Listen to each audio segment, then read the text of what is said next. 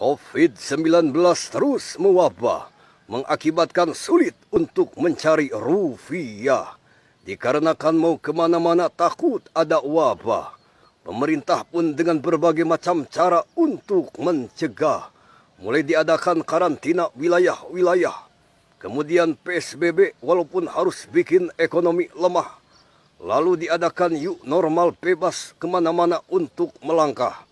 Akan tetapi dengan satu catatan, jaga protokol kesehatan walaupun sedang berada di rumah-rumah. Kalau keluar pakai maskerlah, biar terjaga dari wabah.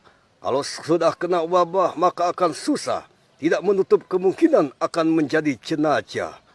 Berusahalah dan berdoalah, jangan sampai menyerah. Semoga virus segera musnah.